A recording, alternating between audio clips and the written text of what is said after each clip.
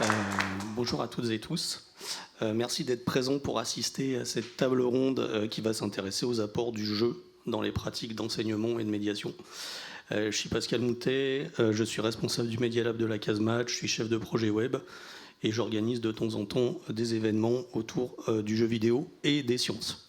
Donc en guise d'introduction et en préparant cette table ronde, j'ai cherché quelques chiffres sur la pratique du jeu en général.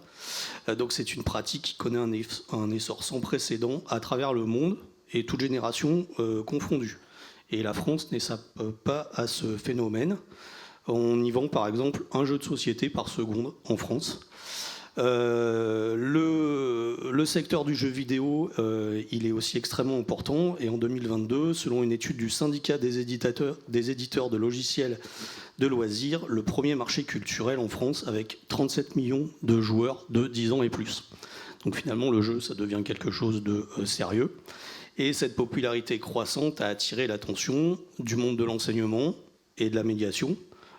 Donc on a pas mal de médiateurs et de professeurs qui s'emparent et qui développent de plus en plus la pédagogie dans le jeu, dans leurs actions. Donc le jeu, il est considéré à présent, enfin on en débattra, mais a priori comme un élément intéressant pour enrichir les pratiques de médiation et ou d'enseignement. Il y a de plus en plus de recherches autour du jeu et ce qu'il apporte dans ces pratiques. Donc aujourd'hui, on va regarder un petit peu comment est-ce que le jeu il transforme la façon dont on peut enseigner ou faire de la médiation. Et on va également regarder comment les jeux peuvent rendre les sciences plus accessibles et s'ils permettent de toucher de nouveaux publics. On discutera également des méthodes et des outils pour intégrer le jeu en nous basant sur des cas concrets issus de l'expérience de nos 3 intervenants que je remercie chaleureusement d'avoir accepté de venir intervenir dans notre école d'été. Donc je commence par toi, Marlène. Alors vous êtes très multicasquette, donc je risque d'oublier des choses. Donc vous me reprendrez par la suite pour me dire non mais en fait t'as oublié 15 casquettes, je fais aussi ça, ça et ça. Donc Marlène, tu es médiatrice, conférencière, formatrice. Tu as récemment créé la société Prenez les manettes avec laquelle tu accompagnes petits et grands dans leurs usages du jeu vidéo. Tu es aussi une ancienne participante à l'événement Scientific Game Jam. Et tu as aussi travaillé côté organisation de cet événement dont nous aurons l'occasion de reparler pendant la table ronde. Tu fais partie du collectif grenoblois La Fabrique Média qui regroupe plusieurs intervenantes spécialisées dans les médias, leur fabrication et leur impact social, avec 3 grands champs d'intervention: l'éducation aux médias par la pratique, l'éducation artistique et culturelle, les projets art sciences et les projets de culture scientifique. Est-ce que j'ai bien fait mes recherches te concernant ? Paul Gralon, donc tu es titulaire d'un doctorat en physique médicale obtenu à l'Université de Lyon. Tu enseignes auprès de jeunes chercheurs à l'École normale supérieure de Lyon, notamment dans le cadre d'un cours intitulé « Création de jeux pédagogiques du jeu de cartes aux jeux vidéo ». Tu donnes plein d'autres cours, tu pourras détailler ça un petit peu après. Tu es également concepteur de jeux vidéo et organisateur de Scientific Game Jam, notamment l'édition de Lyon, l'édition de Montréal, ça c'est tout récent. Et tu t'occupes aussi d'organiser, comment est-ce qu'on peut dire, l'édition en ligne de la Scientific Game Jam. Ouais, c'est pas mal. Bon, ok.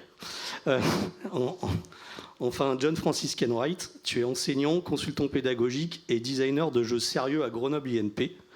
Tu crées des jeux et des kits pédagogiques destinés à l'apprentissage des langues, mais pas que.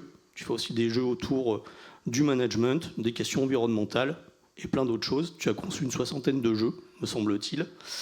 Je ne sais pas si c'est lié, mais tu joues aussi de la guitare. Tu chantes et tu évolues dans un registre assez ouvert qui m'a bien plu, qui mélange pop, soul, funk et reggae.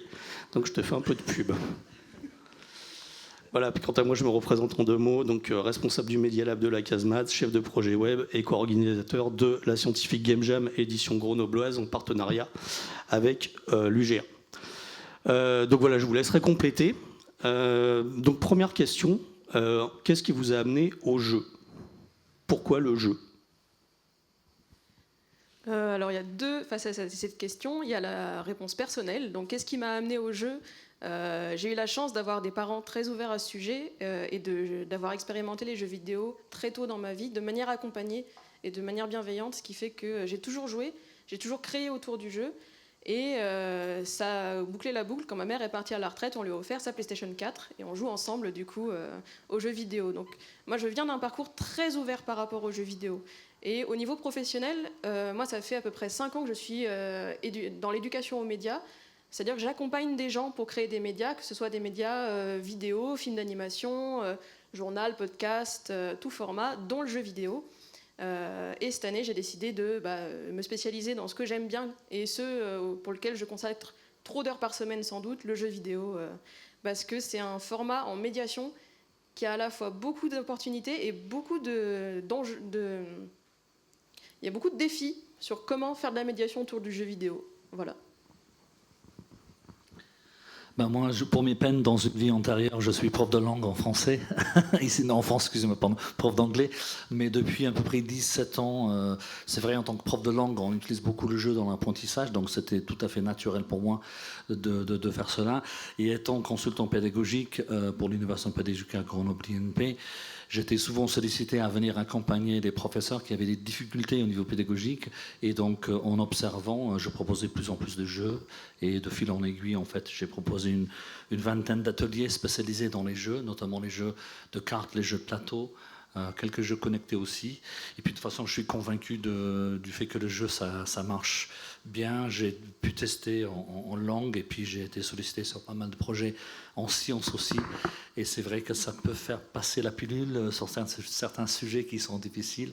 Et puis en face de nous, on a toute une génération, même des générations qui adorent jouer. Donc le truc, c'est de leur faire apprendre sans qu'ils sachent qu'ils sont en train d'apprendre. Et le jeu, c'est génial pour ça. Alors moi, oui, j'ai beaucoup joué aussi quand j'étais jeune avant. Et j'ai passé une partie de ma scolarité à l'ENS de Cachan à jouer avec des amis, beaucoup des jeux de plateau.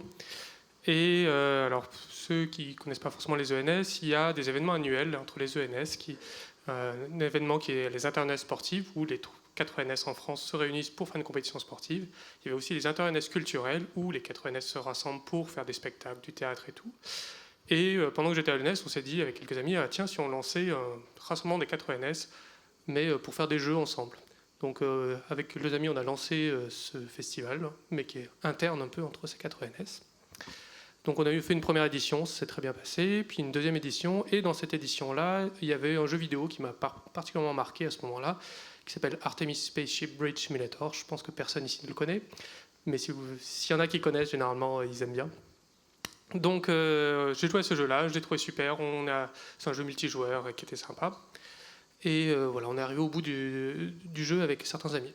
Après ma scolarité, je suis allé à Montréal en contrat de recherche en physique médicale. Et à Montréal, je ne sais pas si vous le savez, mais c'est en grande place du jeu vidéo dans le monde. Il y a énormément de studios. Le jeu vidéo est très bien accepté au Québec, à la fois pour des raisons économiques et culturelles, etc. Et donc moi, je me suis un peu intégré dans l'écosystème local. Et je me suis dit, tiens, je peux peut-être créer mon jeu vidéo. J'ai commencé à créer mon propre jeu dans mon coin, le soir, dans ma chambre, petit à petit. Et après, je suis revenu à Lyon pour un nouveau contrat de recherche à l'ENS de Lyon. Et je me suis re-impliqué dans l'écosystème local avec une association qui s'appelle Lyon Game Dev, dont je suis devenu président. Et dans ce cadre-là, je me suis dit à Lyon Game Dev, tiens, qu'est-ce qu'on peut faire comme événement, jeu vidéo. Et moi, comme je venais du milieu de la science, je cherchais un événement qui rassemble un peu les deux. Là, on a parlé des Game Jam, et notamment celle de Grenoble, les scientifiques Game Jam. Donc l'idée, c'est de créer des jeux vidéo scientifiques en rassemblant des développeurs de jeux vidéo et des scientifiques. Mais je pense qu'on va en reparler un peu plus tard. Et donc voilà, dans cette association-là, j'ai fait une scientifique Game Jam, ça existait déjà avant à Grenoble, mais j'ai organisé une édition. Ça a failli pas se faire parce que la première édition devait avoir lieu en mars 2020. Il y a une pandémie qui est arrivée là et ça a tout changé les plans. Mais voilà, mais on avait quand même préparé ça et on a quand même pu faire des événements un peu par la suite. Et puis ça a eu beaucoup de succès. Et puis ça nous a encouragés à continuer et à développer le concept. Et maintenant, on en fait plusieurs par an comme ça. Et sinon, sur ma carrière professionnelle, en mars 2020, c'était aussi la fin de mon dernier contrat de recherche. À ce moment-là, j'ai arrêté de faire la recherche et j'ai commencé à faire de l'enseignement, plutôt pour les jeunes chercheurs. Plutôt en freelance. Et à côté de ça, j'ai continué d'organiser des événements, des scientifiques Game Jam. Donc après Lyon Game Dev, j'ai créé une association spécifiquement pour organiser ces Game Jam. Donc voilà, c'est un peu, on va dire, une succession de hasards qui font que j'avais un intérêt à la base, mais petit à petit, il y a des possibilités qui sont créées avec un peu de motivation et tout ça. Puis maintenant ça continue. Ok, bah je vais poursuivre avec toi, Paul, encore 2 minutes, parce que tu m'as dit, effectivement, tu donnes donc des cours, et tu me dis, il m'arrive de me servir comme support de jeux qui sont créés dans le cadre de Game Jam que tu organises. Donc ce sont des jeux vidéo qui mettent en scène un phénomène scientifique, souvent, qui est porté par un doctorant. Donc je voulais savoir un petit peu pourquoi tu te servais de ces jeux, et ce que ça a apporté dans le cadre de tes enseignements. Qu'est-ce que tu as pu constater en t'appuyant sur ces protos? Ouais, alors juste un petit rappel, donc sur la Scientific Game Jam, comme on sait, c'est un événement sur un week-end de création de jeux vidéo. Il y a des développeurs ou développeuses et artistes et tout ça, et un doctorant à chaque fois dans chaque équipe. Des fois un jeune chercheur ou une jeune chercheuse, mais souvent c'est des étudiants au doctorat. Donc on demande lors de ces événements de faire un jeu vidéo qui fait passer un message. Alors on ne dit pas plus de détails que ça, on laisse beaucoup de liberté. Alors certains jeux vidéo décrivent un domaine de recherche, d'autres font vraiment passer une idée, une information. Voilà, donc c'est très varié en fait ce qui sort, et c'est un avantage je trouve, parce que si on était vraiment trop directif, on aurait toujours la même chose. Et là en laissant beaucoup de possibilités, des fois il y a vraiment des pépites qui sortent. Donc voilà, sachant que dans les doctorants qu'on prend, il y a tous les domaines de recherche, alors physique, bio, c'est ce qu'on pense quand on pense de scientifique, mais tout ce qui est SHS aussi sont les bienvenus, donc y compris géopolitique, histoire, etc. Donc voilà, donc il y a pas mal de jeux qui ont été faits ici à Grenoble, qui ont été faits à Lyon, qui ont été faits en ligne, etc. Il y a même plusieurs centaines de jeux, je crois, maintenant. Oui, c'est assez énorme. Voilà, donc tous ne seront pas réussis, tous ne sont pas terminés, mais dans le tas, il y en a qui continuent à être développés. Et certains des jeux qui ont été créés ont été utilisés à la fois au collège, au lycée, à l'université, dans des musées pour la médiation scientifique, ou présentés dans des festivals, et pas avec le même objectif à chaque fois. Je vais prendre un exemple. Il y a un jeu sur l'Antiquité romaine qui s'appelle Romanizer, où c'était basé sur le travail d'une doctorante qui travaillait sur l'intégration d'une déesse orientale dans le panthéon romain au IIe siècle après Jésus-Christ. Tout comme ça, donc quelque chose de très très spécifique.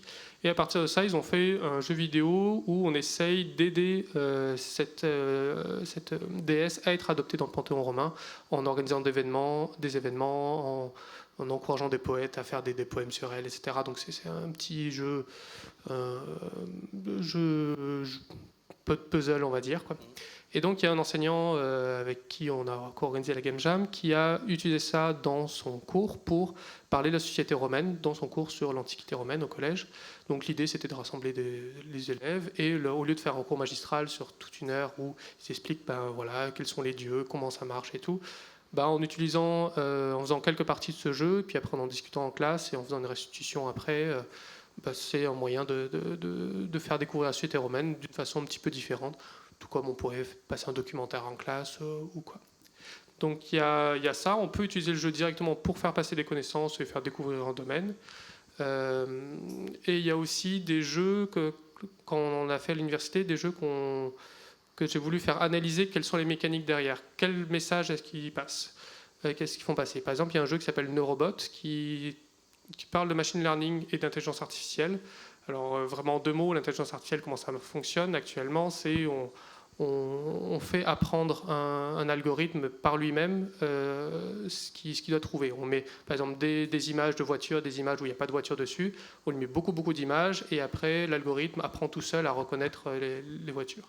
Donc il y a un puzzle game qui ressemble un peu à ça. Je ne vais pas rentrer dans les détails parce que je monopolise déjà pas mal la parole, mais voilà, donc là j'ai déjà fait utiliser ce jeu-là à des universitaires pour qu'ils analysent un peu les mécaniques. Comment est-ce qu'on peut comparer le machine learning avec ce jeu-là, quels sont les liens qu'on peut faire, et voilà, donc pour vraiment décortiquer les mécaniques derrière. Ok, alors moi j'avais une question peut-être un peu plus générale, mais que pas mal de gens se posent. On parle de jeux sérieux, on voit que là c'est sérieux. Donc, est-ce qu'il n'y a pas déjà dans ce terme une forme de paradoxe, entre le jeu qui est souvent perçu comme quelque chose de très gratuit, de très frivole, et le fait qu'on essaye d'y mettre, alors plus ou moins au chausse-pied, je ne sais pas, du sérieux dedans. Donc comment est-ce qu'on peut définir le jeu sérieux? Est-ce que John, tu pourrais nous éclairer un peu là-dessus?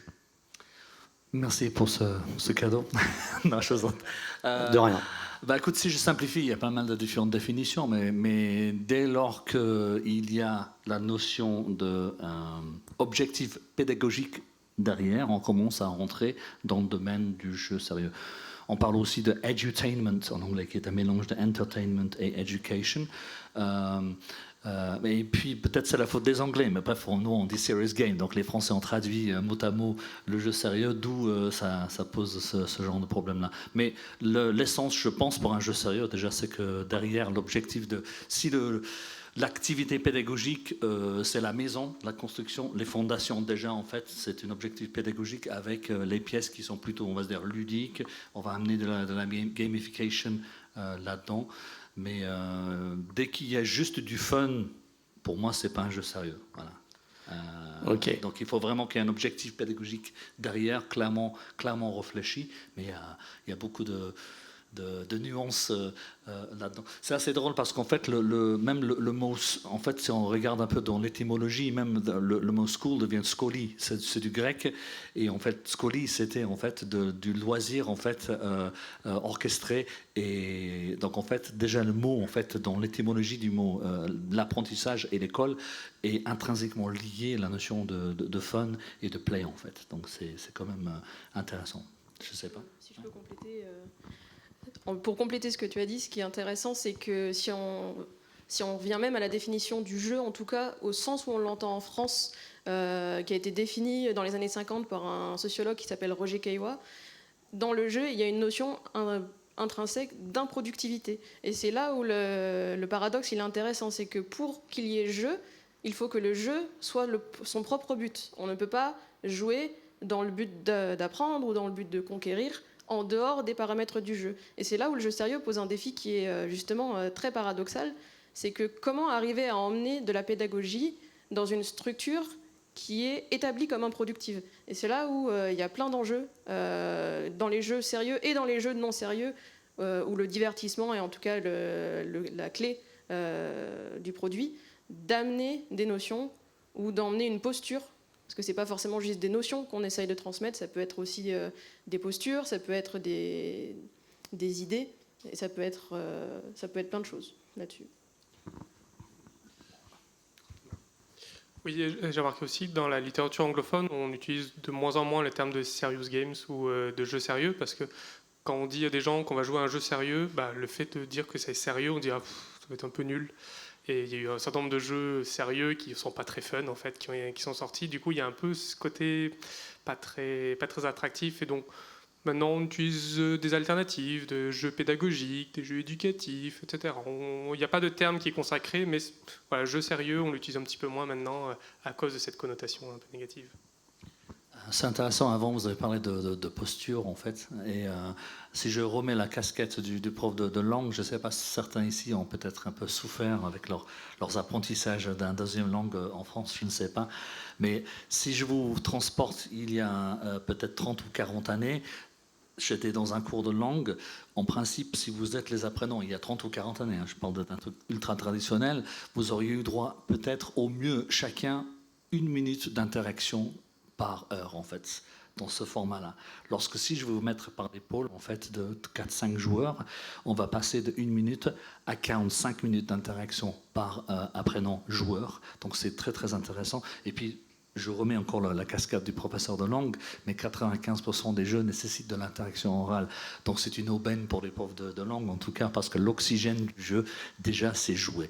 Donc, voilà. C'est juste pour la posture et l'architecture. Et ça change la posture non seulement de l'apprenant joueur, mais aussi la posture du professeur, qui lui, en fait, va rien dire et tourner, observer et ensuite donner des feedbacks à la fin. Donc ça peut être très intéressant. Oui, je voulais revenir justement sur la question de la place du médiateur ou du professeur quand on introduit le jeu. On entend beaucoup de choses là-dessus, mais effectivement, je pense que logiquement, ça fait un peu pivoter sa position. Donc il passe plutôt de quelle position à quelle position, le médiateur ou le professeur? Je vais peut-être poser cette question à Marlène, parce que tu fais de la médiation par le jeu vidéo. Donc tu vas peut-être nous détailler un peu ce que tu fais, avec qui tu travailles, et justement, toi, tu te mets dans quelle case au pluriel?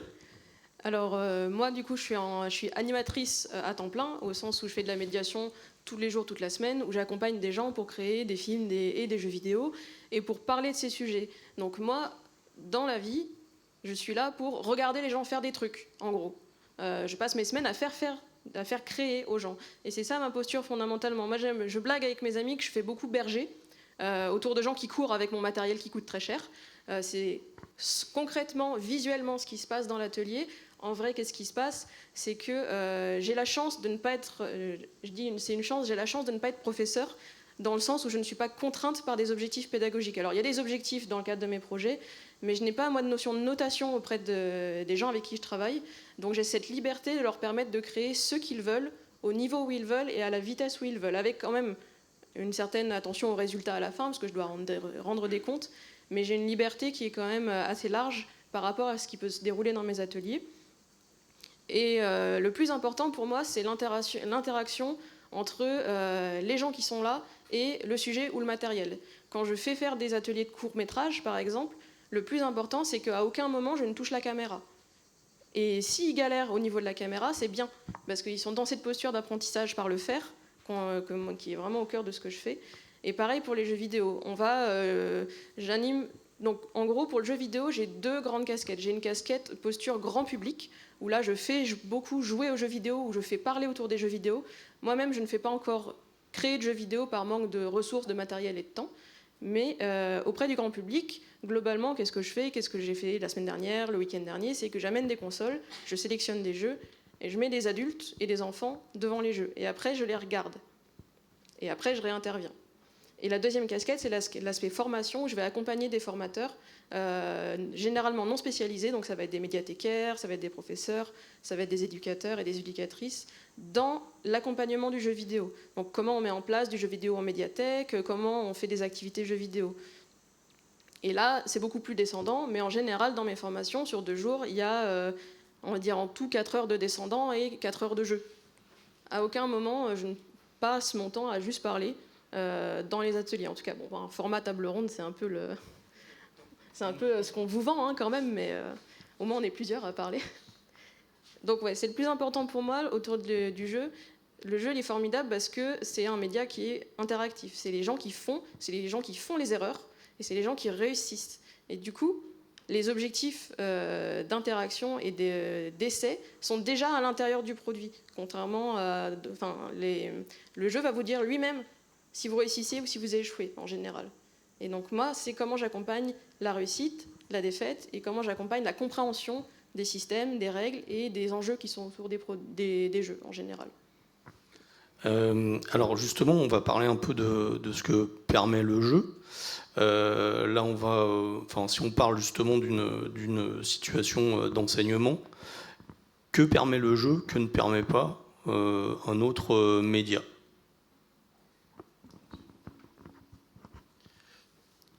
Oui, on a déjà entendu des fois dire bah tiens, tel jeu vidéo, on pourrait utiliser des jeux vidéo pour enseigner des notions, ça serait super bien, on pourrait même se passer d'un professeur, parce que si on arrive à jouer en s'amusant, à apprendre en s'amusant, ben voilà, c'est super. Et pour revenir un peu à ce que disait Marlène, en fait, moi, je trouve qu'on remplacera jamais des profs ou des médiateurs par juste un jeu vidéo. Qu'est-ce qu'on apprend quand on joue à un jeu vidéo? Ben, c'est pas forcément hyper clair. Le jeu peut être très bien fait ou quoi, mais on peut avoir des doutes sur qu'est-ce qu'on va retenir la personne qui va jouer. Est-ce qu'elle va juste réussir à faire le meilleur score sans avoir compris les concepts derrière ou quoi? Donc je pense que là, le médiateur, le médiatrice est vraiment important, ou l'enseignant.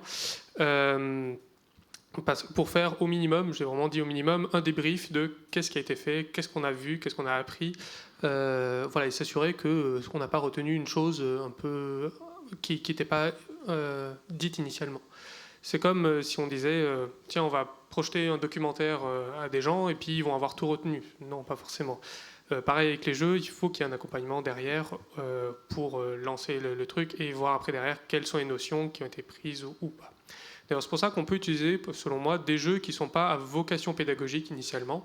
je prends un exemple entre mille, mais par exemple Assassin's Creed, qui est de jeux d'histoire, en gros, où on joue un assassin qui doit se promener dans différentes époques, au Moyen-Âge, en Égypte antique ou quoi, il y a des professeurs qui l'utilisent dans des cours d'histoire. Ils disent pas que c'est la vérité ce qu'il y a dedans, mais avec les élèves, ils en discutent en disant qu'est-ce qui est réaliste, qu'est-ce qui a été adapté pour le jeu vidéo, qu'est-ce que ça nous dit sur la société de l'époque, etc. Donc pour moi c'est surtout ça, c'est vraiment on a un outil comme un autre, un outil, ça pourrait être un film, ça pourrait être un livre, ça pourrait être une bande dessinée ou quoi. C'est un outil qu'on peut donner et après c'est qu'est-ce qu'on va faire comme compte rendu derrière, comment on va l'utiliser le médiateur qui va permettre de voir qu'est-ce qui est enseigné ou pas. Oui, John, si tu peux peut-être compléter, si toi tu as vu aussi des choses par rapport au jeu, et est-ce que c'est évalué aussi, puisque à Grenoble INP, tu diffuses des jeux, tu formes des gens à ces jeux, et donc est-ce que avec le temps, vous arrivez à évaluer un peu ce que ça apporte, que n'apporterait pas peut-être le fait de regarder un documentaire justement, ou de lire une BD, est-ce qu'il y a des choses qui sont vraiment intrinsèques au jeu ? Vous avez parlé justement de le mot magique erreur juste au départ. Et je sais pertinemment que le premier cours de toutes mes premières années, quand je les ai à Grenoble INP, parce qu'il faut savoir de tout ce qui est école d'ingénieur, école de management, le seul sujet qui est éliminatoire de nos jours, c'est l'anglais. En fait, on peut parler 10 langues couramment, on peut avoir 20/120 sur tous nos modules. Si on n'a pas le niveau B2 en anglais, on est indiplômable. Ils ont rajouté à cela cette notion d'interculturalité aussi depuis 1 an et demi, donc 2 ans peut-être. Donc il faut avoir 3 mois à 5 mois à l'étranger pour faire cela. Donc le droit à l'erreur est vraiment fondamental. Et je dis toujours à mes étudiants, je suis le seul professeur sûrement que vous allez avoir qui va être super content lorsque je vous entends faire des erreurs. Parce qu'en fait, sans l'erreur, on n'apprend pas forcément. Donc, par contre, il y a d'autres choses qui rentrent en jeu. On parle souvent de... quand on a une destination, c'est plutôt je pense que c'est un peu symbolique, mais dans la pédagogie, la destination, c'est la note, en quelque sorte, être diplômé. Et on peut dire que c'est le voyage qui est beaucoup plus important que la destination. Mais ce qui est encore plus important, c'est comment l'homme ou la femme a changé du moment où elle a commencé le voyage jusqu'à la fin. Et c'est ça qui est vraiment important. Et c'est ça qui adresse aussi le jeu sérieux. Il y a eu des études qui sont sorties il y a 4 ou 5 ans de Harvard et Carnegie, qui ont prouvé, tester sur des centaines de milliers de diplômés américains notamment, que 85% de la réussite professionnelle est due aux soft skills, donc les aptitudes, et uniquement 15% aux hard skills. Et en fait, quand on regarde justement ces soft skills, gestion de temps, gestion de stress, tout ce qui est langue, communication, l'intelligence émotionnelle, négociation, prise de risque, l'empathie, l'écoute de l'autre, c'est des choses qui sont naturellement déclenchées par un jeu de plateau, un jeu de cartes, je présume aussi un peu par les jeux vidéo. Donc cette notion un peu humaine, jouer, c'est surtout pas perdre son temps. Jouer, c'est doubler l'impact de son temps en fait en cours, pour moi en tout cas. Et dans le même ordre d'idée, qu'est-ce que bouscule le jeu, peut-être le jeu vidéo aussi, dans des pratiques de médiation? Là, c'est peut-être un peu pour toi, Marlène, mais quand justement tu fais médiation et que tu mets autour de la table des parents et des enfants, qu'est-ce qui se passe? Eh ben, étonnamment, encore en 2024, il y a encore énormément de représentations du jeu vidéo qui sont très négatives auprès du grand public, même parmi des gens, quand on déconstruit, qui jouent eux-mêmes. Je peux vous donner un exemple. J'étais à la CAF de Grenoble, à la Cité des Familles, la semaine dernière, pour un temps parents-enfants où on joue, tout simplement. On amène des parents et des enfants, et la seule consigne, c'est que les parents doivent rester et jouer également. On a reconduit cet atelier 3 fois pour avoir du public. Il y a énormément de freins auprès des adultes et notamment auprès des parents qui sont par rapport aux jeux vidéo et qu'on retrouve également par rapport aux écrans en général. C'est une problématique qui est liée aux écrans en général, le temps d'écran, les réseaux sociaux. Il n'y a pas une intervention que je fais où la question, elle ne pourrait pas être sur les réseaux sociaux ou les jeux vidéo par rapport à « ah mais ça rend bête » ou « ça rend addict » là-dessus. Et il n'y a rien de mieux, en tout cas en médiation, un jeu que j'utilise énormément, que certains doivent connaître, c'est Overcooked, qui est un jeu multijoueur coopératif où le but est de réussir à envoyer des plats vous êtes dans un restaurant, vous êtes plusieurs personnes et vous devez envoyer les plats en fonction de l'ordre des commandes. Sauf que rien n'est fait pour que vous gagniez. Les choses prennent feu, vous êtes sur des montgolfières qui se déplacent, il y a des gens qui traversent votre cuisine, parfois il y a des fleuves de lave entre vous et le riz en train de cramer à l'arrière-plan. Rien n'est fait pour que vous puissiez gagner. Et ce jeu, il est l'aspect fondamental en soft skill, justement, c'est qu'il faut coopérer. Et en médiation, en général, je le fais que ce soit en formation ou avec les parents, je lance le premier niveau et je dis rien. En général, il se passe ce qui se passe souvent, c'est-à-dire que tout prend feu, tout le monde s'engueule, il ne se passe rien, ils ont 0 étoile. Et après, je reprends les manettes 2 secondes et on discute. Qu'est-ce qu'il faut faire? Qui prend le lead? Comment communiquer? Qui fait quoi? Comment on répartit les tâches? Comment on gère la frustration? Et qui arrête de crier, surtout. Et c'est là qu'on arrive à ce qui est, pour moi, le cœur du jeu vidéo, c'est que les jeux vidéo, ça amène des connaissances, mais ça amène, on est d'accord, beaucoup des compétences là-dessus. Et je vais juste... Moi, j'ai rien appris toute seule. Je peux juste vous parler d'un livre qui s'appelle « Le jeu vidéo expliqué aux parents et aux éducateurs » de Yann Leroux, 2023, qui résume en 100 pages, j'aime bien donner des livres de moins de 100 pages à lire aux gens, toutes les compétences socio-cognitives liées aux jeux vidéo et qui fait également un petit chapitre sur tous les risques ou préjugés risques du jeu vidéo, où ça rend addict, ça rend isolé, ça rend fasciste, et fait l'état de l'art de la science sur ces différents sujets. Voilà. Ok, merci. Je pose un peu cette question de qu'est-ce que le jeu vidéo bouscule dans l'enseignement. Donc, Paul, John, vous enseignez tous les deux. Est-ce que des fois il y a des réticences à utiliser le jeu? Parce que tu le disais, John, quand on suit des études, je suis très d'accord que c'est le chemin qui compte, pas forcément la note. Mais est-ce que ça, c'est des choses qui avancent ou est-ce qu'on est sur des choses plutôt conservatrices dans les sphères universitaires sur ces questions-là, ou est-ce qu'il y a vraiment du mieux? Moi, personnellement, je pense que ça bouge, mais c'est vrai que quand vous avez en face de vous un jeune étudiant prépa qui ne voit pas le soleil pendant 2 ans, c'est vrai qu'il a l'impression, quand il parle de jeu, il a l'impression qu'il va perdre son temps à faire cela.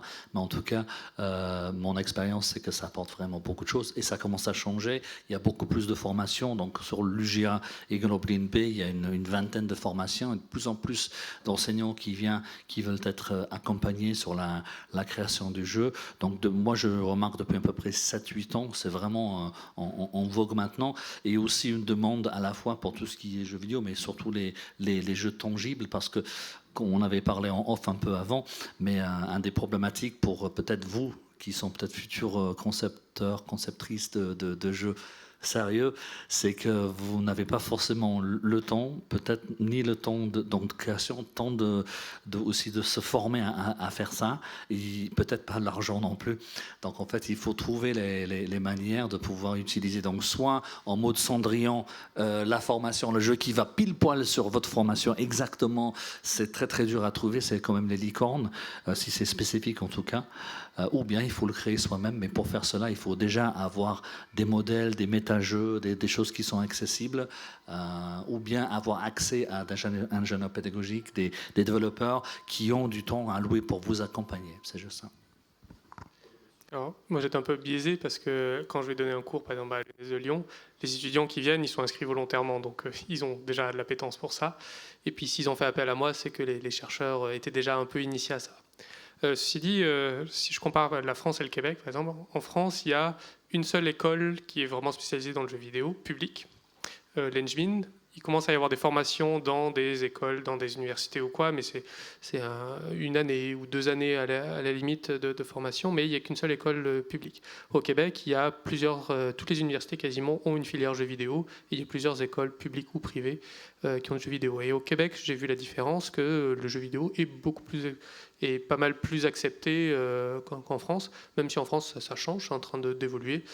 Parce que avec plusieurs choses qui viennent légitimer ça, c'est déjà il y a l'aspect économique, le fait que le jeu vidéo soit un gros secteur du jeu vidéo, ça tombe nos dirigeants et tout ça se disent tiens, faut peut-être qu'on s'y intéresse. Et puis il y a aussi maintenant des jeunes générations qui ont grandi avec le jeu vidéo et qui deviennent adultes et dirigeants et tout ça. Et donc pour eux c'est naturel. Mais il y a encore des réticences. Si on prend un exemple tout simple, c'est le Pass Culture. Pass Culture qui est pour les jeunes, ils peuvent s'acheter avec des livres, des mangas. D'ailleurs, il y a beaucoup de personnes qui râlent parce que les jeunes achètent des mangas avec. Ils peuvent aller au théâtre avec. Et il n'y a quasiment pas le jeu vidéo. Je dis quasiment pas parce qu'ils ont mis tellement de contraintes qu'en fait, il n'y en a pas. Il faut que ce soit des jeux vidéo franco-français qui soient pas violents, tout ce qu'on veut. Et pour les éditeurs, si un jeune achète un jeu vidéo qui est sur le Pass Culture, l'éditeur reçoit 0 €. Donc ça s'est pas trop bousculé pour mettre des jeux vidéo sur le Pass Culture. Parce que voilà, les gens qui ont mis en place le Pass Culture, ils disent ah ben non, après les jeunes, ils vont acheter des jeux vidéo d'ailleurs, américains ou japonais, et puis voilà, donc c'était pas encore très très bien accepté. Il y a même eu des propositions de réforme du Pass Culture pour enlever les mangas du Pass Culture et tout ça. Et donc voilà, ça montre juste que le jeu vidéo n'a pas encore la même légitimité que d'autres formes de culture, mais c'est en train de changer petit à petit. Oui, on voit que les mentalités évoluent un peu. Je reviens sur deux aspects qu'on a traités dans les dernières questions. Il y a le côté création, en fait, de jeux sérieux, et il y a le fait de se servir aussi de jeux sur étagère. Ce que tu as l'air de faire beaucoup, Marlène, c'est-à-dire de prendre des choses existantes. Je voulais savoir si tu avais peut-être quelques exemples de jeux qui te paraissent très intéressants pour pour parler science à partir du jeu vidéo, si tu as des choses comme ça, des choses pour inspirer un petit peu les participants et prendre des choses qui sont déjà existantes pour parler de science. Est-ce que tu le fais? Qu'est-ce que ça donne, tout ça? Alors oui, effectivement, j'utilise beaucoup de jeux de l'étagère pour plusieurs raisons. La première, c'est que, je les possède, en général, et deux, les gens les connaissent. Et du coup, il est beaucoup plus facile, entre guillemets, en très gros guillemets, de piéger les gens avec des jeux qu'ils connaissent, en se disant « Oh, chouette, une soirée Assassin's Creed, chouette, une soirée Fortnite ». J'utilise beaucoup Fortnite, je piège beaucoup de parents comme ça. Avec des jeux d'étagère et aussi pour que moi je fais beaucoup de formats d'animation auprès du grand public, c'est pour que les gens repartent avec un nouveau regard sur les produits qu'ils consomment, sur les médias qu'ils consomment et qu'ils ont chez eux, en plus des différents jeux sérieux et jeux pédagogiques qu'ils peuvent ajouter à leur arsenal d'éducation auprès de leurs enfants. C'est leur montrer le potentiel qu'ont les jeux qu'ils ont chez eux. Des jeux scientifiques, il y en a énormément. Des jeux de l'étagère qu'on peut utiliser, il y en a énormément. Je pense que celui qui est le plus près de mon cœur et sans doute de ceux et celles qui jouent dans l'audience, c'est un jeu qui s'appelle Outer Wilds, qui est un petit jeu d'exploration très simple au niveau du gameplay, donc de la manière de jouer, où on explore un système solaire un peu particulier, dans un ordre pas du tout défini. Le jeu ne nous tient absolument pas la main, et on va explorer des objets célestes très très particuliers dans ce jeu, et je ne sais pas si vous rejoignez ceux qui connaissent, mais il a une sensation extrêmement particulière de découverte et de cet aspect magique. J'utilise des guillemets magiques de la science, de l'exploration, de la découverte et de la compréhension. C'est un jeu où on doit comprendre tout par nous-mêmes. Donc ça, c'est pour le côté un peu céleste. Un autre jeu qui peut être utilisé, alors je ne l'ai moi-même pas encore utilisé en médiation, c'est un jeu qui s'appelle Terranil. Terranil, c'est un petit jeu de stratégie dans lequel vous devez placer différentes technologies pour terraformer une planète qui est polluée ou une planète qui a vécu des événements climatiques, pour faire revenir la biodiversité. Mais par rapport à d'autres jeux dans ce système, vous devez placer intelligemment toutes vos ressources, parce que l'enjeu pour finir la mission, c'est de les retirer à la fin, vos ressources, et de laisser l'environnement entièrement vierge de toute intervention humaine. Et c'est pas si évident, en fonction de comment vous placez vos ressources, de le faire. Et c'est un jeu qui, dans le gameplay, donc dans la manière de jouer, nous oblige à avoir conscience des ressources qu'on consomme et comment on place les choses là-dessus. Et après, pour finir, j'en donne un troisième pour faire la mer, comme ça je complète les trois choses. En exploration marine, il y en a un que j'aime beaucoup qui s'appelle Subnautica. S'il y en a qui connaissent, Subnautica, c'est un jeu d'exploration survie sous-marine où l'entièreté du jeu se passe sous l'eau. Et vous découvrez, pareil, un jeu d'exploration, vous découvrez la faune et la flore sous-marine d'une planète. À chaque fois, c'est des environnements qui sont fictifs. Après, il y a plein d'autres jeux qui se passent dans des environnements réels. Le plus scientifique parmi eux, je pense que c'est Kerbal Space Program, un jeu de simulation de construction de fusées très très proche de la réalité, même si la plupart des gens vont faire exploser les fusées plutôt que les faire s'envoler. Moi, la première, d'ailleurs, là-dessus. Et après, il n'y a pas besoin de se tourner vers des jeux qui ont une apparence scientifique. On peut tout à fait prendre n'importe quel jeu et parler science. Dedans, on peut parler de la biodiversité dans n'importe quel jeu dans lequel une flore et une faune ont été développées. On peut parler d'histoire dans la plupart des jeux. Assassin's Creed est le gros exemple, mais En fait, on peut aborder la science soit par le contenu, mais aussi par le gameplay, donc par le système. Des jeux qui vous demandent de gérer des systèmes complexes, géopolitiques ou biochimiques. Géopolitique, si vous jouez à Civilisation ou à Europa Universalis, là vous aurez des jeux, vous devez gérer de la géopolitique. C'est le jeu tableur Excel par excellence. Bref, vous pouvez aborder tous les jeux. En fait, on peut aborder la plupart des jeux, que ce soit par leur contenu, leur manière de jouer, ou même par leur visuel, de manière scientifique. Et il faut pas. Moi, je vous encourage, prenez vos jeux préférés et faites de la science avec. Moi, c'est comme ça que je fais, parce que vous parlerez plus facilement des jeux que vous aimez aussi. Alors, c'est marrant, les exemples que tu donnes, je les donne aussi souvent quand je parle de est-ce qu'on peut jouer un scientifique quand on joue à un jeu vidéo. Je donne ces exemples-là. Et alors, si je demande est-ce qu'on peut jouer un scientifique quand on joue à un jeu vidéo, il y a des gens des fois qui me disent dans Half-Life, on joue un scientifique dans une base et voilà. Et en fait, on joue pas un scientifique vraiment. Parce qu'on arrive dans une base, il y a des extraterrestres qui arrivent, on prend un pistolet, puis on tue tous les aliens, et puis on essaie de s'en sortir. C'est pas ça à faire de la science. Par contre, voilà, dans Outer Wilds, dans Subnautica, etc., on essaie de comprendre le monde dans lequel on observe, on fait des hypothèses, et ça nous permet d'avancer. Et ça correspond plus à la démarche scientifique. L'observation, la déduction, on a eu pas mal de descriptions tout à l'heure. Et ah oui, ouais, ça serait un bon exemple. Mais je ne sais pas si tu voudrais en parler, John. Oui, bon voilà. Vas-y, John. Non, mais justement, c'est intéressant de prendre des jeux existants et de parler de science par rapport à ça.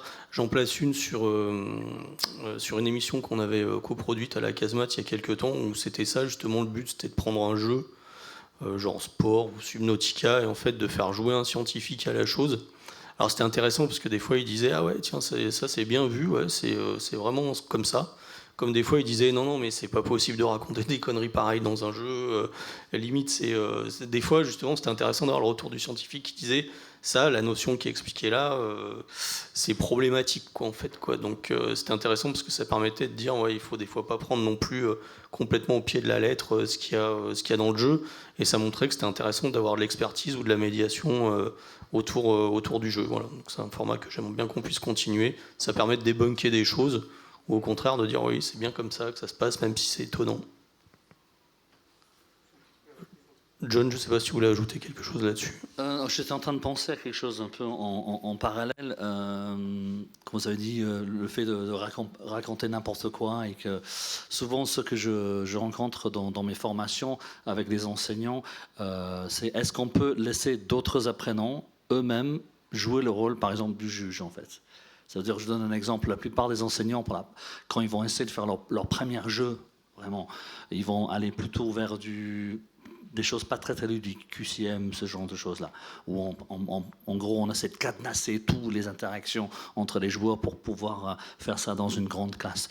Et dès qu'on commence à se focaliser un peu moins sur la connaissance et plus sur la compétence, qui est quand même très intéressant, c'est là où des enseignants peuvent être stressés par la notion de oui, mais en fait la personne qui va juger la performance de l'autre joueur n'est pas expert dans son domaine, donc il n'est pas capable de jouer. Mais en fait non, en fait il y a ce qu'on appelle the protégé effect, c'est-à-dire que lorsqu'on va donner quelqu'un qui n'est pas expert le rôle d'observateur, ça va forcément l'apprendre lui à mieux maîtriser au fur et à mesure en fait le fait d'observer et de noter les performances des joueurs.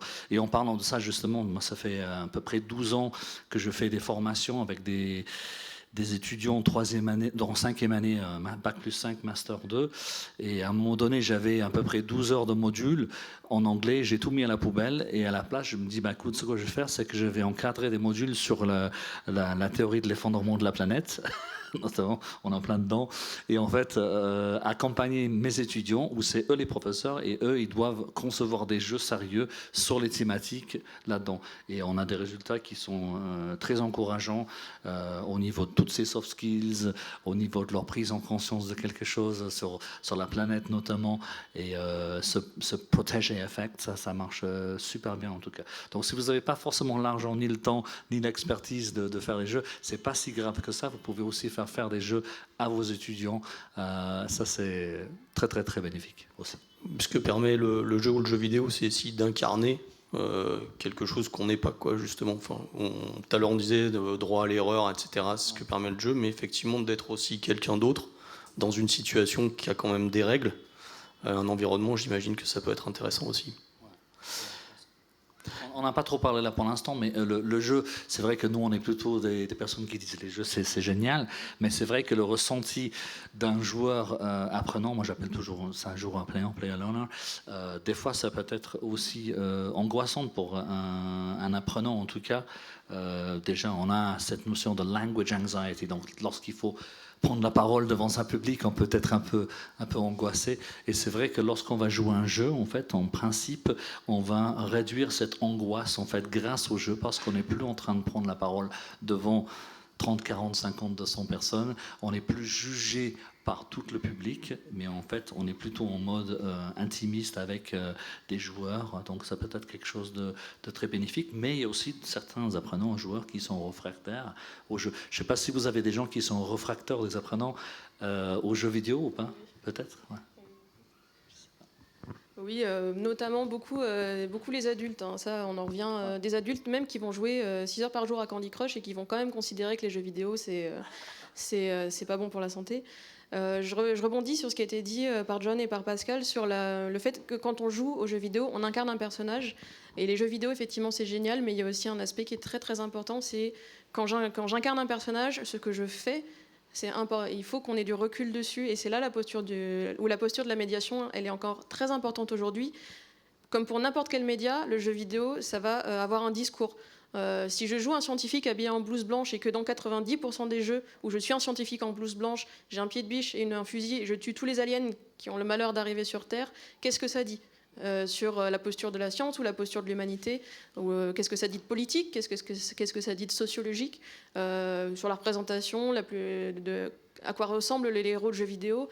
Et sur ces trucs très clés, moi je vous encourage en médiation à toujours réfléchir dans un jeu comment j'interagis avec le système. Est-ce que c'est en butant des trucs? Est-ce que c'est en construisant? Est-ce que c'est en gagnant le plus d'argent possible? Est-ce que c'est en réussissant ma vie parfaite comme dans les Sims? Est-ce que c'est en explorant? Est-ce que c'est en communiquant avec les autres personnages? Et ça, c'est peut-être le plus crucial dans un jeu. Et c'est là où se trouvent beaucoup les doutes des gens, en tout cas, que je croise sur le jeu vidéo. Ils vont me dire « Ah, mais mon enfant, il passe toute sa journée à buter des trucs. » Et ça, je suis d'accord. Et il y a à la fois au niveau de l'industrie du jeu vidéo, il y a des organismes de conseil et des organismes d'accompagnement pour avoir des jeux vidéo plus éthiques, plus représentatifs, plus inclusifs. Et c'est aussi le rôle des médiateurs dans la science également, de se poser la question comment la science est représentée dans les jeux. Est-ce que c'est le plus souvent une ressource? C'est beaucoup ça dans les jeux stratégie. La science, c'est une jauge qui monte. Ou des pièces qu'on dépense, qui est quand même assez formidable. Est-ce que les scientifiques, c'est toujours des scientifiques fous, comme dans, je sais pas, je pense qu'on a plein d'exemples de scientifiques fous méchants dans les jeux vidéo. Et aussi, qu'est-ce que ça dit, en fait, sur une époque ou sur un pays qui crée ce jeu là-dessus. Et c'est là où il faut que nous, médiateurs et animateurs, on ait cette attention. Oui, je pense qu'il y a une méfiance aussi de la part de certaines personnes un peu âgées qui n'ont pas grandi avec le jeu vidéo, ils ne connaissent pas spécialement le jeu vidéo, ils ne s'y intéressent pas beaucoup, ils voient juste leur enfant qui joue à un type de jeu vidéo qui ressemble... Il y a beaucoup de shooters, de choses avec des fusils et tout. Et c'est un peu comme si on disait tiens, le cinéma, ça ne m'intéresse pas parce que j'aime pas les films de super-héros.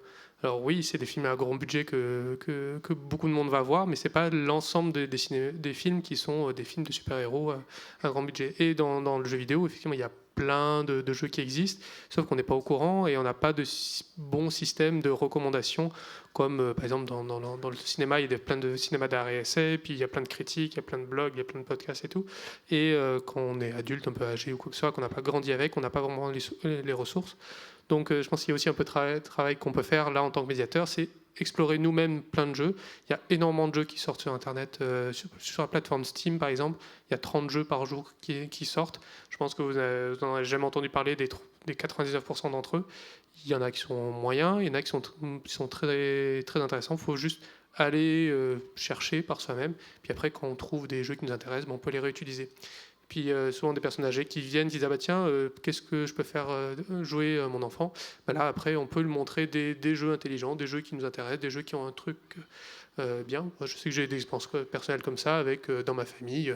J'ai une tante par exemple avec les enfants qui faisaient que des jeux qu'elle trouvait pas très intéressants. J'ai proposé 2-3 jeux où mes deux petits cousins pouvaient jouer ensemble dans un jeu coopératif et tout, et puis ça a complètement changé la vision du jeu vidéo qu'elle avait, mais c'est simplement parce qu'elle ne connaissait pas ce qu'il fallait. Donc moi j'encourage à aller tester des jeux, et même des fois on va être déçu ou quoi, mais vraiment pouvoir faire du conseil après et trouver des choses intéressantes à partager. Ok, merci. En fait, j'ai pas vu le temps passer. Ce que je voudrais quand même laisser du temps au public pour poser des questions. J'imagine qu'il doit y en avoir peut-être pas mal dans la salle. Donc je vais vous passer le micro et puis vous laisser interroger les intervenants. Qui aurait des questions ?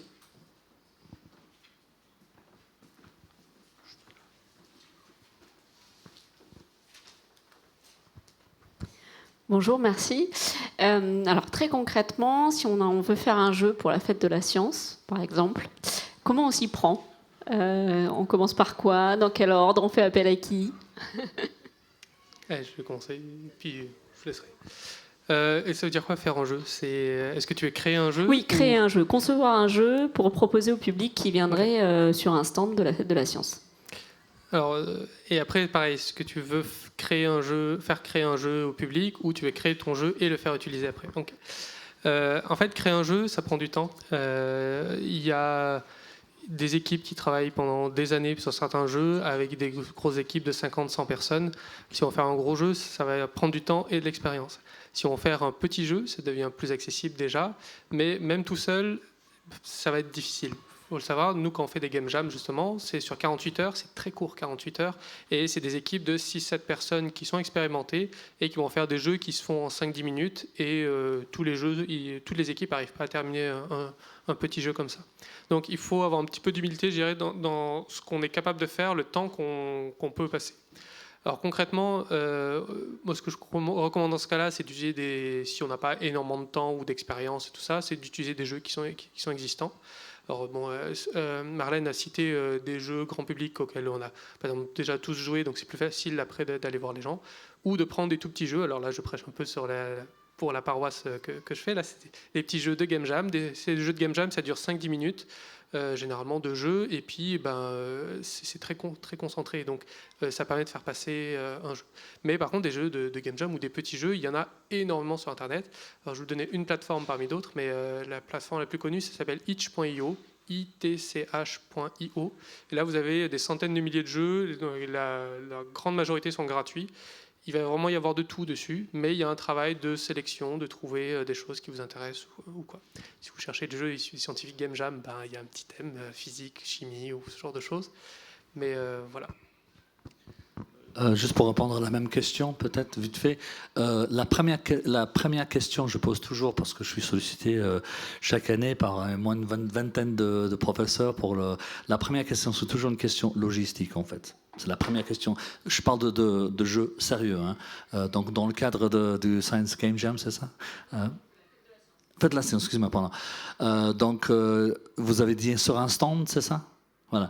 Donc ça veut dire que vous allez peut-être maximum 1 ou 2 personnes sur la stand. Vous allez avoir peut-être un petit groupe ou peut-être 1 personne ou 2 personnes. Donc je dirais la première chose c'est logistique. Combien de temps j'ai, combien d'argent j'ai. Attention, quand je dis temps, c'est pas juste temps pour créer le jeu, mais c'est temps de jeu en fait. Et à partir de là, peut-être la petite astuce serait de vous poser la question, c'est que si je peux mobiliser quelqu'un pendant 20 minutes sur un stand, ce qui est énormissime, je pense. Quels seront les 5 messages, les 5 valeurs clés en fait, que je voudrais passer grâce à ce temps-là et intégrer cela dans un format de jeu assez facile à faire, et pourquoi pas, plutôt que d'offrir les sacs sont très très bien, hein, et les casquettes, mais peut-être pourquoi pas leur proposer un outil pédagogique, ludopédagogique en forme de goodies. On peut faire des jeux de cartes pour un mois de 4 € le pack, et comme ça quelqu'un part avec non seulement vos valeurs, vos messages, ils vont pouvoir jouer avec leurs enfants aussi, et puis ils ont tous les contacts pour pouvoir aller plus loin sur de la formation, sur autre chose. Mais la première question, c'est toujours une question logistique. Emmanuel, tu voulais réagir, répondre à cette question? Oui, pas forcément répondre, mais en tout cas faire un peu de promo pour le programme de demain. Donc demain, vous avez une table ronde qui s'appelle Projet de médiation de l'idée à la concrétisation, et dans laquelle on accueille notamment des gens qui ont développé un escape game dans leur laboratoire et qui ont fait appel notamment à des partenaires extérieurs pour créer cet escape game. Donc on discutera ces dimensions, le temps que ça prend, combien de temps il faut anticiper, quelles compétences, etc. Donc je vous invite fortement à participer demain. Je vais prendre d'autres questions dans la salle. Oui, Julien. Ok, moi, ça serait plutôt du point de vue logistique, parce que du coup, vous avez cité pas mal de jeux qui sont à licence, du coup sous licence, et du coup, je voulais savoir s'il y avait des procédures à faire pour pouvoir utiliser ces jeux lors de vos ateliers, etc. Alors, la question, c'est bien quel est le cadre légal de diffusion des jeux dans le cadre d'événements, en gros, ou comment, est-ce que j'ai le droit, est-ce que je paye une licence pour C'est ça, donc utiliser. dans le cadre donc soit d'événements Grand Public, soit dans le cadre de vos ateliers, par exemple. Alors, la réponse courte, c'est on n'a pas le droit. La réponse longue, c'est ils s'en foutent. Concrètement, et c'est une question qu'on me pose beaucoup, notamment dans l'installation du jeu vidéo en médiathèque. Techniquement, les jeux vidéo en médiathèque, ce n'est pas autorisé au niveau des droits de diffusion, mais il n'y a pas d'organisme de gestion des droits de diffusion du jeu vidéo. Et c'est au cas par cas. Est-ce que, concrètement, on va se faire épingler par Nintendo parce qu'on a diffusé un jeu Nintendo pendant la fête de la science? Non. C'est ça la réponse. Et moi, ce que je dis, et ce qu'on m'a toujours dit de la part des médiathécaires dans ce cas-là, c'est qu'il vaut mieux demander pardon que la permission dans ces cas-là. Les médiateurs scientifiques, les médiathécaires ne sont pas des cibles lucratives pour leurs avocats. Voilà, c'est ça la réponse à cette question. Il n'y a pas de cadre légal, et il n'y a pas de toute manière de cadre légal dans lequel on peut faire ça légalement.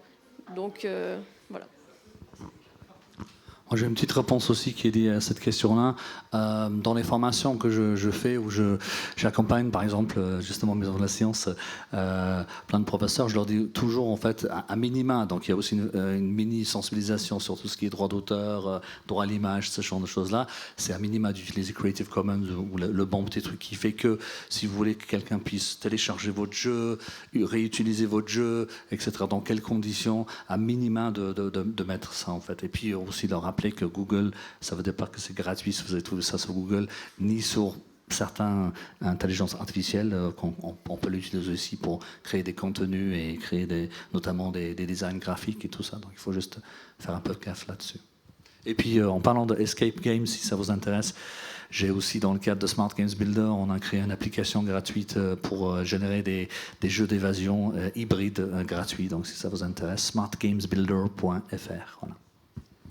Après, si vous n'aimez pas trop demander pardon, il y a aussi la solution des jeux qui sont publiés en libre de droit. On parlait tout à l'heure de Kerbal Space Program, c'est un jeu, en tout cas le premier, qui a été développé par la NASA et qui est libre de droit et qu'on peut utiliser de façon légale sans demander pardon à personne. C'est aussi le cas de tous les jeux de la Scientific Game Jam, je crois. Donc c'est super cool de faire ça aussi comme ça. Ils ne sont pas totalement libres de droit dans le sens où tu n'as pas le droit de les prendre et les vendre à ton compte. Oui. Mais dans le cadre de médiation, c'est 100%, il n'y a aucun problème, quoi. Les créations appartiennent à leurs auteurs, et donc les auteurs, après, ils sont très contents si vous les utilisez. Ils seront peut-être un peu moins contents si vous faites de l'argent avec leur travail. Ouais. C'est juste une question de définition précise. Est-ce qu'il y a d'autres questions dans la salle? Oui, je passe le micro tout de suite.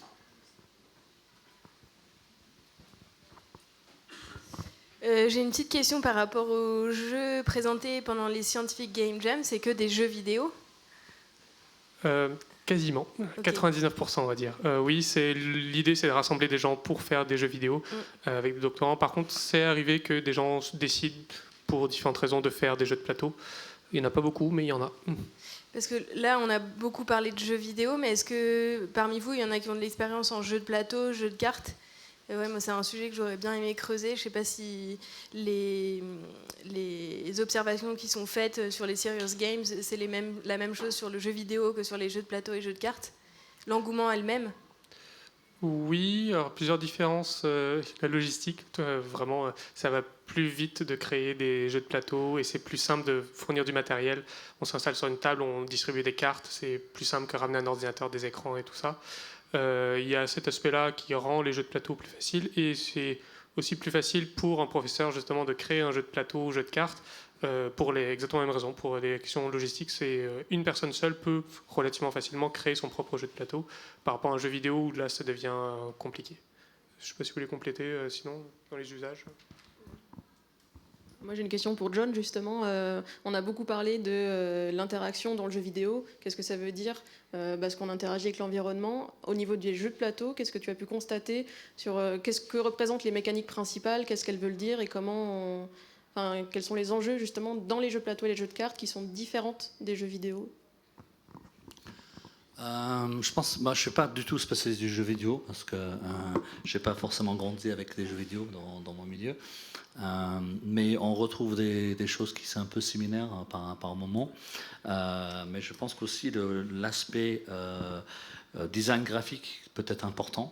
L'aspect aussi des interactions entre les joueurs. Je ne sais pas si les jeux que vous utilisez, c'est plutôt les jeux où c'est juste un joueur devant un écran ou est-ce que c'est en réseau avec beaucoup de personnes. Donc je pense que les interactions entre les joueurs sont importantes. Moi, je pense personnellement, quand on parle de quelque chose qui est pédagogique, je ne suis pas du tout pour l'idée qu'on est là pour écraser ou tuer l'autre. On est plutôt parce que je ne pense pas que c'est un message ou une valeur qu'en tant qu'enseignant qu'on doit essayer de propager dans nos courses. Donc c'est plutôt les jeux collaboratifs que je prône.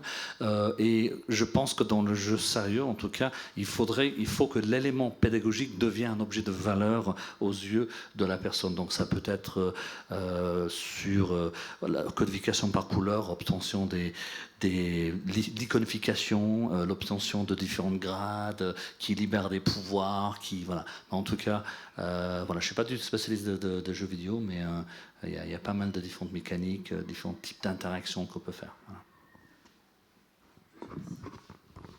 Voilà. Bonjour, j'avais 2 questions, je vais les poser et puis vous verrez auxquelles vous voulez répondre.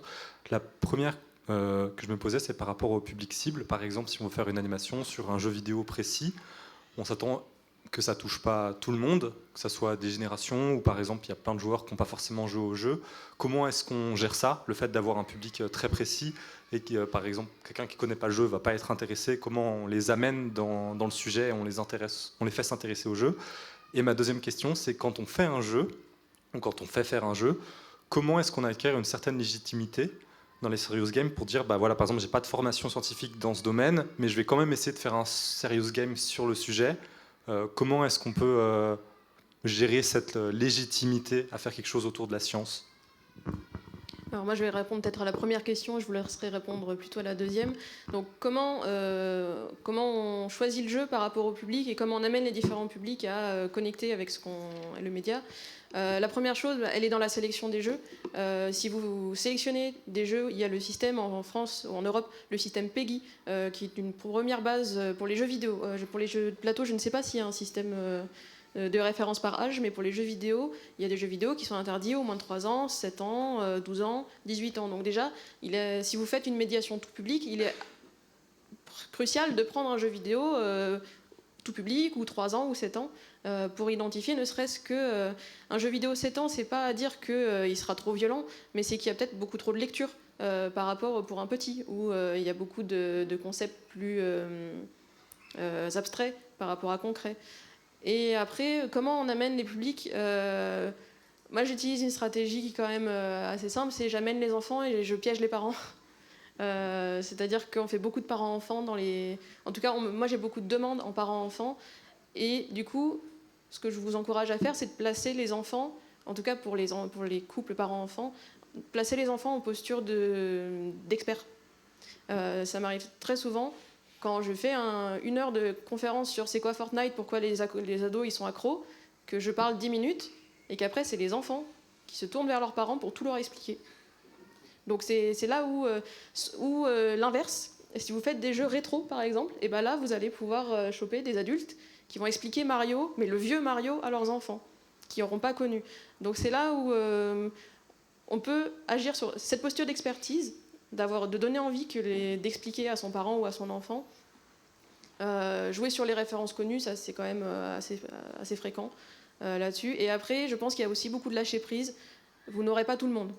Il y a des gens, ils vont pas vouloir toucher à la manette. Ils vont prendre feu. C'est pas grave.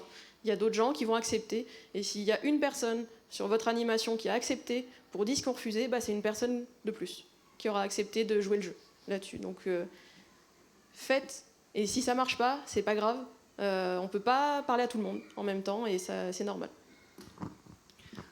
Sur la deuxième question sur la légitimité, je pense que, moi personnellement, je pense que n'importe qui peut faire un jeu sérieux à un certain niveau. Maintenant, si votre objectif c'est de régler le problème des transitions climatiques en 1 heure, vous allez être milliardaire, je pense. Donc voilà. Mais je ne pense pas que c'est faisable, justement. Je ne pense pas que c'est faisable, même en ayant le plus d'expertise au monde dans ce domaine-là.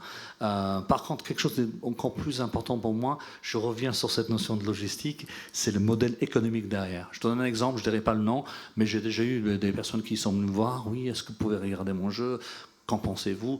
Donc ils ont fait un super jeu de cartes, génial, vraiment ça ressemble à quelque chose qu'on pourrait acheter dans un magasin, les contenus sont nickel, vraiment bien, quoi. Mais quand on commence à creuser sur le modèle économique derrière, c'est quelqu'un qui a passé 8 mois à plein temps pour le faire, donc coût chargé 100 000 € pour faire un jeu de cartes, où c'est uniquement cette personne-là, l'expert, qui peut administrer le jeu. Donc le jeu est vendu à 30 €. Je veux dire, pour rembourser les 100 000 € à coût de 30 €, il va falloir vendre beaucoup. Et le problème, c'est que si vous, en tant qu'expert, vous êtes la seule personne à pouvoir administrer ce jeu, c'est mort d'entrée de jeu. Donc il faut aussi penser au design du jeu, qu'est-ce qui se trouve sur les cartes, que l'expertise se trouve dans le jeu en fait, et qu'on n'ait pas besoin d'avoir l'expert en face pour administrer les jeux, sauf si vous avez un modèle économique qui est adapté. Ouais, sur la question de la légitimité, sur la Game Jam, par exemple, la Scientific Game Jam, c'était une vraie question aussi au début. On avait une sorte de comité scientifique au départ qui encadrait un thème. Et donc, des gens qui n'étaient pas scientifiques ensuite faisaient des jeux par rapport à ce qu'on leur avait dit. Et la question quand même du sérieux scientifique, je ne pense pas que ce soit le terme le plus approprié, mais toujours est-il qu'on a mis le doctorant un peu au centre ensuite de la Game Jam pour dire, voilà, en fait, c'est lui qui va apporter le fond en fait, scientifique, qui va devoir finalement le vulgariser pour l'expliquer aux gens qui sont dans l'équipe et essayer de faire quelque chose qui soit valable scientifiquement et qui n'ait pas trahi le travail de thèse de la personne. Donc ça peut être aussi ça, c'est d'associer des compétences. Et ce qui est bien d'ailleurs dans le jeu vidéo, c'est que c'est souvent des compétences diverses et variées, c'est la somme de ces compétences, y compris le doctorant, qui fait que le jeu devient intéressant. Sinon, je pense qu'il le serait moins qu'en fait s'il n'y avait pas un doctorant au milieu, en tout cas, d'un événement comme ça. Il ne faut pas oublier aussi que, comme vous avez utilisé le mot fasciste avant, je veux dire, on n'est pas non plus, nous, les fascistes du jeu. Ça veut dire, je ne prendrai jamais de prendre vos 30 heures de formation et tout mettre à la poubelle et faire que du jeu. Je veux dire, le jeu, c'est une partie, c'est un ingrédient qui se trouve sur un plat, qui doit être bien garni, avec d'autres moments d'auto-formation, formation traditionnelle, d'autres moments. Donc, en tout cas, le jeu, c'est comme le piment ou le sucre. Il faut juste mettre un tout petit peu. Et c'est un Britannique qui vous dit ça au niveau cuisson. Donc, j'ai bien aimé le jeu sur Overcooked. C'est bien un jeu fait par des Britanniques, ça, non? On a encore le temps de prendre une ou deux questions. D'accord, Jean-Yves.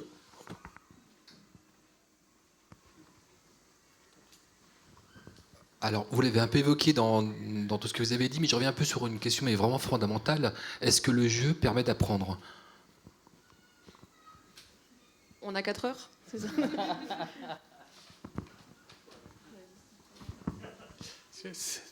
Apprendre quoi? Je dirais, la réponse très rapide, c'est pas directement. Parce que sinon, ça devient plus du jeu, quoi. Si c'est un cours qu'on a ludifié, on va dire, oui, il sera peut-être un peu plus marrant, divertissant à apprendre, mais ça reste l'apprentissage et c'est plus vraiment du jeu. Mais oui, c'est vraiment la question de définition du jeu. Je dirais pas directement. Indirectement, on peut apprendre des choses, et c'est un petit peu ce que j'évoquais au début. On peut faire une séance de jeu et après, avec le débrief, avec le médiateur et la médiatrice, on va pouvoir voir qu'est-ce qu'on a appris, qu'est-ce qui est intéressant à analyser, etc. Et c'est là, je pense, où on va vraiment ancrer des connaissances ou pas, ou en mettre de côté. Mais c'est rarement directement ça. Après, il y a certains jeux qui ont un mode un peu bac à sable où on fait des essais-erreurs. Et là, de soi-même, on commence à comprendre les règles. Par exemple, il y a un jeu sur l'apprentissage des fractions qui est fait au Québec, que j'ai suivi, où voilà, on apprend à couper des choses, ça nous permet d'avancer dans des nouveaux niveaux et tout. Mais donc là, le but est vraiment pédagogique, d'apprendre des choses, et il y a un emballage, on va dire, un peu divertissant autour. Mais encore une fois, le jeu ne se suit pas à lui-même. C'est vraiment après, en cours, le professeur va pouvoir dire, vous voyez ce qu'on a vu là, on l'a appliqué avec les fractions, quoi, ça marche comme ça. Quoi. Le risque en particulier, c'est, on utilise des fois cette image du brocoli et du chocolat. C'est brocoli, mettons que c'est l'apprentissage, c'est pas hyper attractif comme ça, donne pas super envie. Et puis il y a des gens qui disent, on va mettre du jeu dessus, on va mettre du chocolat, et comme ça va passer mieux. Non, du brocoli avec du chocolat, c'est pas bon. C'est pas parce qu'on a mis un truc qui a l'air bon dessus que ça va rendre le tout plus digeste. Donc si on a mis un truc qui était bien adapté, comme de la crème ou quoi, ça passerait mieux.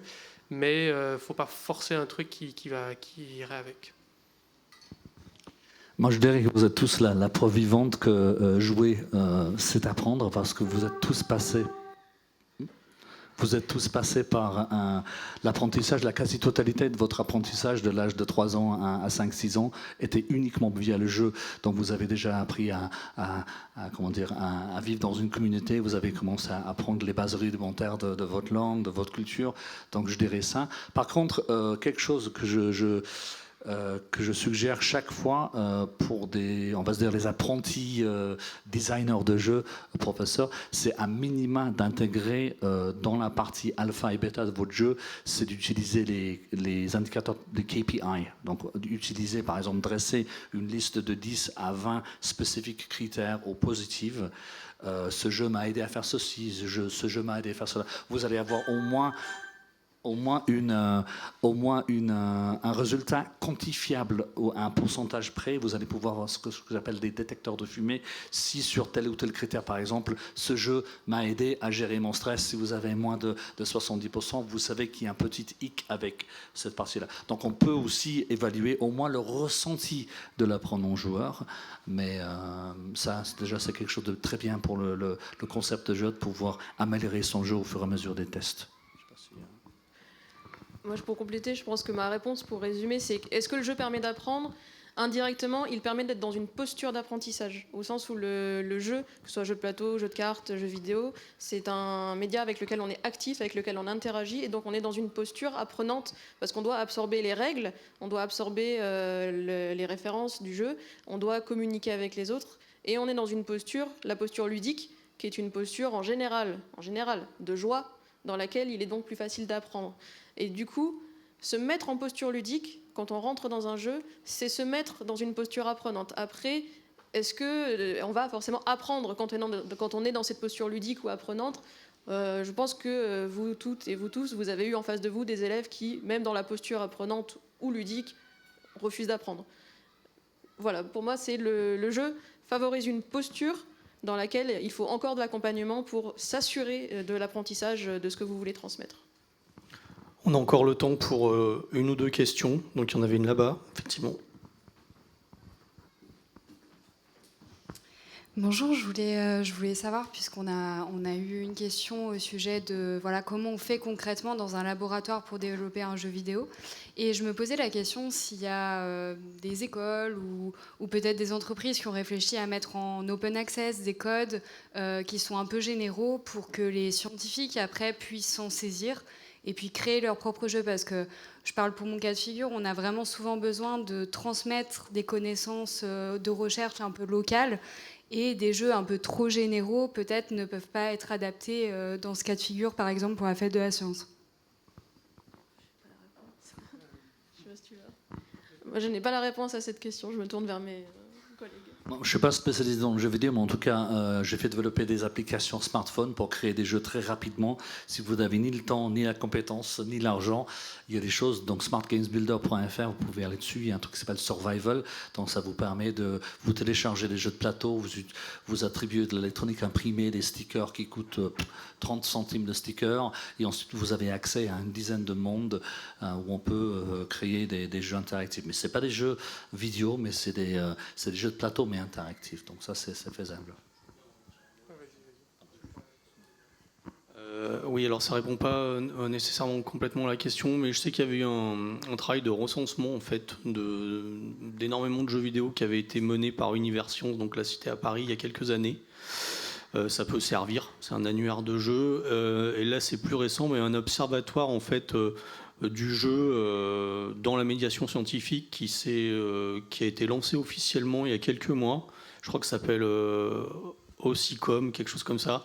Il y a le Dôme de Caen dedans, Instant Science qui est le centre de sciences de Toulouse, et une société de jeux vidéo qui s'appelle Ikigai Games et qui fait justement du jeu sérieux. Et donc ils ont lancé cet observatoire pour mieux recenser les pratiques, les jeux et les partager. Mais c'est un sujet qui a l'air très intéressant mais qui est tout à fait récent.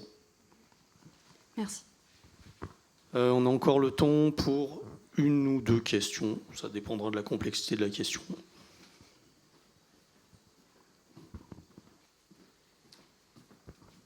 Est-ce qu'il y a d'autres questions ? Oui.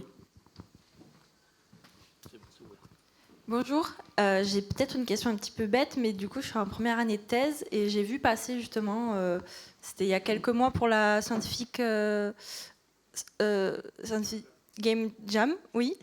Est-ce qu'il faut quand même avoir une idée d'un jeu qu'on veut développer en arrivant ou pas du tout ? Non, pas du tout. Ce qu'on demande aux jeunes chercheurs, aux jeunes chercheuses, c'est de venir et de ne pas réfléchir à leur sujet, pas réfléchir à des idées de jeu ou quoi que ce soit, juste venir avec leur sujet, même quand tu es en première année, tu reviens, tu te dis quel est ton domaine, de quoi tu parles, et si tu as envie de faire passer un message. Puis dans l'équipe, normalement, il y aura un game designer, et avec toute l'équipe, vous allez réfléchir à différents concepts de jeu, vous allez en choisir un. Et on insiste même dessus de ne pas réfléchir à un concept de jeu, parce que sur la toute première Game Jam que j'avais organisée, il y a eu un cas qui s'est moyennement passé comme ça, où il y avait un jeune chercheur en mathématiques qui était en fin de thèse. Il dit « Ok, moi ça fait 3 ans que j'ai réfléchi à un concept de jeu, j'ai envie que ça ressemble à ça, que ce soit ça, qu'il va se passer ça. » Donc il est arrivé au début de la Game Jam, il a dit « J'ai envie de faire ça comme jeu, je cherche des gens pour le faire pour moi. » Et du coup, il n'y a pas grand monde qui était très motivé pour juste faire un truc pour quelqu'un d'autre et sans interaction, enfin juste être un exécutant. Donc non, ce qui est intéressant d'ailleurs dans la Game Jam, c'est vraiment ces discussions au sein de l'équipe. Il y a des idées qui vont émerger, et puis il y a des gens dont c'est le job de réfléchir à des concepts de jeu aussi. Parce que souvent, en tant que doctorant, on n'a pas fait d'études en game design, et donc on peut se dire ah, tiens, ça va être une super idée, et en fait non. Voilà, donc chacun son job, on va dire. On a le temps pour une dernière question. Lorenzo, tu fais une question simple. Hein. Alors, on a parlé de jeux vidéo, on a parlé de jeux de plateau. Moi, j'aime beaucoup le jeu de rôle. Est-ce que vous en avez déjà fait pour parler de science ? Est-ce que vous avez des choses à raconter là-dessus ? Désolé, c'est pas une question courte. Moi, non. Je ne suis pas un très très grand spécialiste de jeux de rôle, mais je suis en train de développer un jeu sérieux pour un share sur tout ce qui est packaging et cellulose. Donc en fait, on a fait ça au format de jeu de rôle. Donc il faut bien attribuer derrière la notion d'apport théorique là-dedans pour pas juste faire des débats sur n'importe quoi en fait dans ce jeu-là. Et puis il faut bien cibler quels sont les protagonistes. Si possible, faire des protagonistes qui ont des choses, des différents aussi et des choses en commun. Mais voilà, je suis en train de faire un jeu là-dessus qui s'appelle Cellulose Valley, qui sera disponible bientôt en septembre, pour un monde sans packaging à base de pétrole. Voilà, donc plus de pétrole et packaging cellulose. Donc c'est un jeu de rôle là-dessus. Si ça vous intéresse, venez me voir après. Voilà. Alors moi je peux répondre un petit peu à cette question, mais du point de vue uniquement consommatrice de jeux de rôle. Donc le jeu de rôle, pour qui n'en joue pas, c'est du théâtre d'improvisation qui se passe du coup dans un cadre de règles de jeu. Vous avez une fiche de personnage en général pour lequel il y a des statistiques qui représentent votre force, votre intelligence, votre beauté, votre rapidité. Et ensuite vous avez un maître du jeu qui va faire une narration uniquement à l'oral en général, dans lequel vous êtes des personnages qui allez raconter une histoire tous ensemble. Ça, c'est les bases du jeu de rôle. Et comme pour tous les jeux, jeux de rôle, jeux de plateau, jeux vidéo, il y a des milliers et des milliers et des milliers de systèmes de règles qui existent pour jouer tout et n'importe quoi. Et de plus en plus n'importe quoi, ce qui est très bien. Les grands classiques là-dedans, pour vous situer, c'est Donjons et Dragons, mais on peut vraiment jouer tout dans les jeux de rôle. Donc, du coup, c'est les mêmes recommandations. On peut toujours aborder l'apprentissage. Je vous donne un exemple personnel. J'ai fait une campagne de jeu. Donc, j'ai fait un scénario de jeu de rôle qui a duré 2 ans et demi dans la vraie vie, dans lequel on incarnait des personnes qui évoluaient dans la mythologie nordique. J'ai lu plus de livres sur la mythologie nordique pour pouvoir ensuite jouer à ce jeu que je n'en aurais lu sinon. Je me suis documentée pour que la narration soit enrichie. Et du coup, on est tous sortis micro-experts de la mythologie nordique au bout de 2 ans et demi autour du jeu. Donc, c'est la même chose que pour les autres jeux. Est-ce que le jeu de rôle permet d'apprendre indirectement en facilitant la curiosité? Après, est-ce qu'il y a des jeux de rôle sérieux? Une très bonne question, sans doute. Je dirais juste, en fait, quand j'ai des enseignants ou même des entreprises qui me demandent de faire justement des jeux, c'est vrai que monter un jeu de rôle nécessite énormément d'écriture en fait au niveau script, et puis il faut essayer de penser à oui, mais qu'est-ce qui se passe si lui dit cela à tel ou tel moment. Donc c'est un peu plus complexe pour moi un jeu de rôle. Et aussi, je pense qu'il faut faire gaffe aussi en général avec les jeux sérieux, c'est d'éviter le syndrome où vous allez passer 40 heures ou 200 heures à créer un jeu qui va se jouer une fois avec 15 personnes, et ensuite et qu'il faut aussi prendre peut-être 15 ou 20 minutes pour expliquer les règles. C'est pas possible dans le cadre d'un cours. Par contre, dans le cadre on a quelques bières avec des amis et que c'est un jeu qu'on va rejouer de plus en plus, très très souvent, c'est acceptable. Mais si vous êtes dans un cadre sérieux, vous êtes un enseignant qui a 1 heure ou 1 heure et demie, tout est chronométré, donc il faut penser à non seulement des règles simples au départ, c'est toujours trouver un peu cet équilibre entre pas trop simple et pas trop complexe, si possible. Et c'est le même équilibre qui se trouve entre c'est un jeu ou c'est pas un jeu, le jeu ou le jeu sérieux. Donc je pense que ça, c'est aussi quelque chose à prendre en compte. Je me permets de rebondir du fond de la salle juste pour mentionner que France Info et Arte récemment se sont essayés à l'exercice avec un créateur de jeux de rôle qui s'appelle Fibre Tigre, et ils ont fait donc des jeux de rôle pour éclairer les enjeux des élections à la fois législatives et par le passé des élections présidentielles. Donc vous pouvez les retrouver, c'est pas tant faire jouer les gens pour leur faire apprendre, mais plus les mettre en scène sur Twitch et sur les plateformes France Info et Arte pour faire jouer des gens pour comprendre les enjeux. Okay, merci Emmanuel. Eh bien, c'est la fin de cette table ronde. Donc, merci au public, merci à Marlène, merci à John, merci à Paul. Et si vous voulez en savoir un petit peu sur la Scientific Game Jam, enfin le monde des jeux vidéo et des sciences, à la galerie, à l'étage, on a mis un certain nombre de contenus, des jeux, des explications sur ce qu'est la Scientific Game Jam. Donc n'hésitez pas à y faire un tour et à jouer. Merci à tout le monde.